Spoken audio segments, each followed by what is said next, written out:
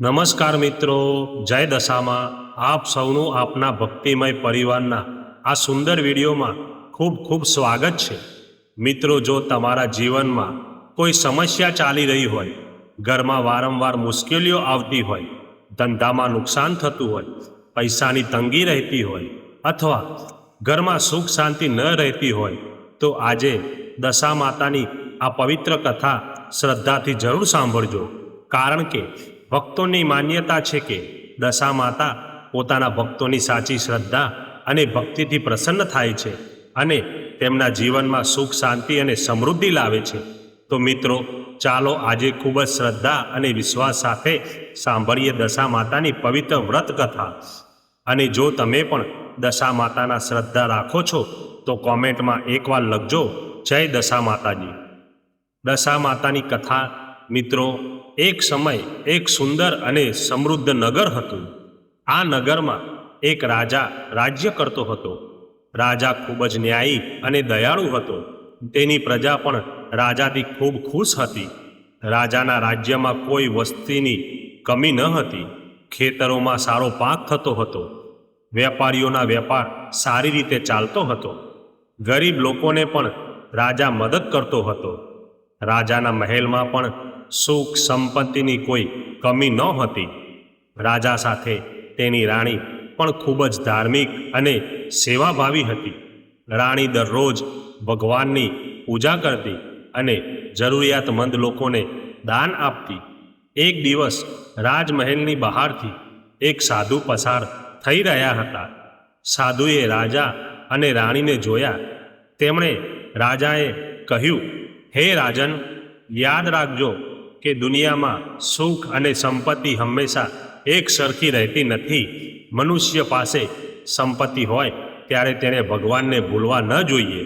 રાજાએ સાધુને પ્રણામ કર્યા અને પૂછ્યું, મહારાજ, એવું કયું વ્રત અને પૂજન કરવું જોઈએ કે આપણા જીવનમાં સુખ શાંતિ જળવાઈ રહે? સાધુએ કહ્યું, હે રાજન, શ્રદ્ધા અને નિયમપૂર્વક દશા માતાનું વ્રત કરો. દશા માતા ભક્તોની મનોકામના પૂર્ણ કરનારી માતા તરીકે પૂજાય છે. પરંતુ વ્રત માત્ર પોતાની ઈચ્છા પૂરી કરવા માટે નહીં, પણ સાચી શ્રદ્ધા અને સારા કર્મ સાથે કરવું. રાજા અને રાણીએ સાધુની વાત સ્વીકારી. તેઓએ દશા માતાનું વ્રત શરૂ કર્યું. દરરોજ વહેલી સવારે ઉઠતા, સ્નાન કરતા, ઘરની સફાઈ, પૂજાનું સ્થાન સ્વચ્છ કરતા, દીવો પ્રગટાવતા, કંકુ, ચોખા, ફૂલ અને પ્રસાદ અર્પણ કરતા અને માતાજીનું સ્મરણ કરતા. રાજા રાણી ખૂબ જ શ્રદ્ધાથી દશા માતાની પૂજા કરવા લાગ્યા. થોડા જ સમયમાં તેમના જીવનમાં વધુ સુખ સમૃદ્ધિ આવવા લાગી. રાજ્યમાં સારો વરસાદ પડ્યો. ખેતરોમાં સારો પાક થયો. વેપારીઓને વેપારમાં લાભ થયો. પ્રજામાં સુખ શાંતિ વધી. રાજાને લાગ્યું કે માતાજીની કૃપાથી બધું સારું થઈ રહ્યું છે. પરંતુ મિત્રો, સમય પસાર થતો ગયો. રાજા પાસે ધન અને સંપત્તિ વધતી ગઈ. ધીમે ધીમે રાજાના મનમાં અહંકાર આવવા લાગ્યો. તે વિચારવા લાગ્યો, મારી પાસે તો એટલી બધી સંપત્તિ છે, મારું રાજ્ય એટલું શક્તિશાળી છે કે મને કોઈ વસ્તુની જરૂર નથી. અને આ અહંકારના કારણે રાજા દશા માતાની ભક્તિમાં બેદરકાર બનવા લાગ્યો. પહેલાં જે રાજા અને રાણી ખૂબ જ નિયમિત રીતે માતાજીની પૂજા કરતા હતા, હવે રાજા પૂજા તરફ ધ્યાન આપતો ન હતો. રાણી તેને વારંવાર સમજાવતી. રાણી કહેતી, મહારાજ, આપણું સુખ અને સંપત્તિ ભગવાનની કૃપાથી છે. આપણે ક્યારેય અહંકાર ન કરવો જોઈએ. પરંતુ રાજાએ રાણીની વાતને ગંભીરતાથી લીધી નહીં. મિત્રો, મુશ્કેલીઓની શરૂઆત થઈ હવે. મિત્રો, કહેવાય છે કે જ્યારે માણસ સુખમાં ભગવાનને ભૂલી જાય છે, ત્યારે જીવનને તેને સાચો રસ્તો બતાવવા માટે પરીક્ષા લે છે. રાજાના જીવનમાં પણ એક પછી એક મુશ્કેલીઓ આવવા લાગી. સૌ પ્રથમ રાજ્યમાં વેપારમાં નુકસાન થવા લાગ્યું. પછી ખેતરોમાં પાક ઓછો થયો. રાજાની સંપત્તિ ધીમે ધીમે ઘટવા લાગી. જે લોકો પહેલાં રાજાની પ્રશંસા કરતા હતા, તેમાંથી કેટલાક લોકો પણ રાજાથી દૂર થવા લાગ્યા. રાજા ખૂબ જ ચિંતામાં પડી ગયો. એક દિવસ રાજા મહેલમાં બેઠો હતો.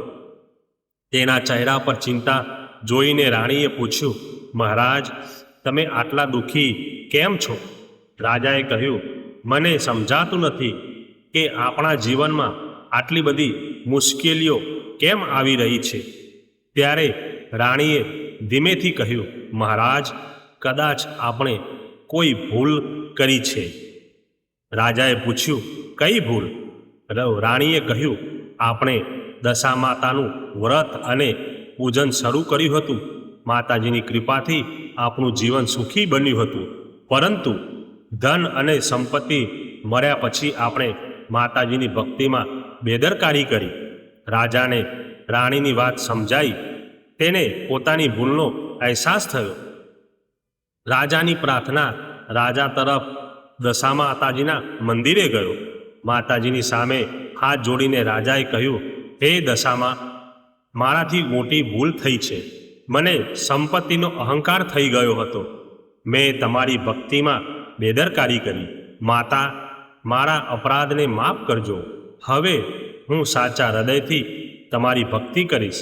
મારા જીવનમાં ફરી સુખ આવે કે ન આવે, પરંતુ મારી શ્રદ્ધા તમારી ઉપરથી ક્યારેય ઓછી નહીં થાય. રાજાએ માતાજીની પૂજા કરી. રાણીએ પણ સાથે પ્રાર્થના કરી. બંનેએ સંકલ્પ કર્યો કે હવે તેઓ દશામાતાનું વ્રત નિયમપૂર્વક કરશે. તેઓએ ગરીબોને અન્નનું દાન કર્યું, જરૂરિયાતમંદોની મદદ કરી અને માતાજીનું નામ લઈને સારા કર્મ કરવા લાગ્યા. માતાજીની કૃપા. મિત્રો, થોડા સમય પછી રાજાના જીવનમાં ધીમે ધીમે સારા દિવસો પાછા આવવા લાગ્યા. રાજ્યમાં ફરી સારો વરસાદ થયો. ખેતરોમાં પાક સારો થયો. વેપારમાં વૃદ્ધિ થવા લાગી. પ્રજાના જીવનમાં સુખ શાંતિ પાછી આવી. રાજાને પોતાની ખોવાયેલી સંપત્તિ પણ ધીમે ધીમે પાછી મળવા લાગી. પરંતુ હવે રાજામાં પહેલાંનો અહંકાર ન હતો. તે સમજી ગયો હતો કે ધન સંપત્તિ કાયમી નથી. સાચી સંપત્તિ તો ભગવાનમાં શ્રદ્ધા, સારા કર્મ અને માનવ સેવા છે. રાજા અને રાણી દર વર્ષે દશામાતાનું વ્રત કરવા લાગ્યા. તેઓ ગરીબો અને જરૂરિયાતમંદોની સેવા કરતા, માતાજીની કથા સાંભળતા અને લોકોને પણ શ્રદ્ધાથી વ્રત કરવા પ્રેરણા આપતા. દશામાતાનું મહત્ત્વ. મિત્રો, દશામાતાના વ્રત સાથે અનેક ભક્તોની શ્રદ્ધા અને માન્યતાઓ જોડાયેલી છે. ભક્તો માતાજીને પોતાની ઘરની સુખ, શાંતિ, સમૃદ્ધિ અને મુશ્કેલીઓમાંથી રાહત માટે પ્રાર્થના કરે છે. પરંતુ એક વાત હંમેશા યાદ રાખવી જોઈએ, વ્રત માત્ર પોતાની ઈચ્છા પૂર્ણ કરવા માટે જ ન કરવું. વ્રત સાથે સારા વિચારો રાખવા, કોઈનું ખરાબ ન કરવું, ગરીબ અને જરૂરિયાતમંદની મદદ કરવી, માતા પિતાનું સન્માન કરવું, ઘરમાં પ્રેમ અને શાંતિ જાળવવી અને સૌથી મહત્ત્વપૂર્ણ, શ્રદ્ધા સાથે સારા કર્મ કરવા. માતાજીની ભક્તિ સાથે જો આપણું વર્તન પણ સારું બને તો એ જ સાચી ભક્તિ કહેવાય. કથાનો સંદેશ. મિત્રો, આ કથામાંથી આપણને સૌથી મોટો સંદેશ મળે છે કે જીવનમાં ગમે તેટલી સંપત્તિ મળે, ગમે તેટલું મોટું સ્થાન મળે, પરંતુ ક્યારેય અહંકાર ન કરવો જોઈએ. સુખમાં સમયમાં ભગવાનને યાદ રાખવા જોઈએ.